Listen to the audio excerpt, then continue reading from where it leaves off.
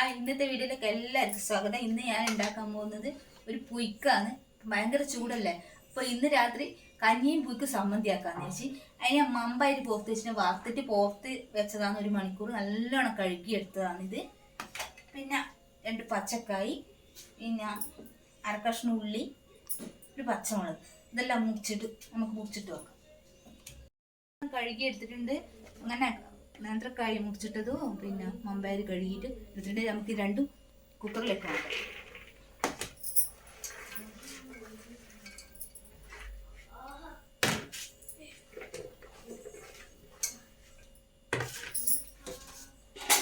പച്ചമുളകും കഷ്ണം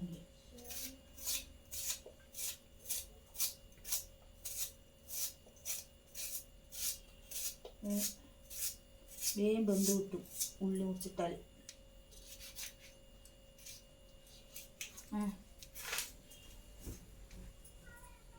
നമുക്ക് മഞ്ഞൾപ്പൊടി ഇട്ട് കൊടുക്കാം.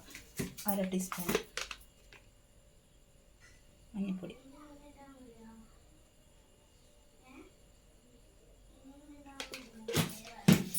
മുളകുപൊടി കുറച്ച് മുളക് ഉപ്പിടണം. കൈക്കണക്ക വെള്ളം കണക്കിന് വെള്ളം ഒഴിച്ചു. നമുക്ക് കുറച്ച് വെളിച്ചെണ്ണ ഒഴിച്ച് കൊടുക്കാം, പതിച്ച് മറിയാതിരിക്കുക. നമുക്കൊരു മൂടി വെച്ച് അടുത്തേക്ക് മാറ്റാം. പുയ്ക്ക് റെഡി ആയിട്ടുണ്ട്. നമുക്ക് വറവ് വയ്ക്കാം. ഇതൊന്ന് അടിച്ചെടുക്കണം. നല്ല രസമുണ്ട്. നമുക്ക് ഈ ചക്കി വെച്ച് തേങ്ങേൻ്റെ അകത്തേക്ക് ഇട്ട് കൊടുക്കാം. വറവ്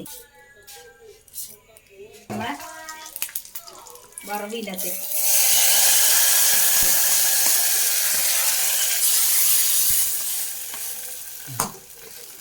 അപ്പോൾ നമ്മളെ പുയ്ക്ക് റെഡി ആയിട്ടുണ്ട്.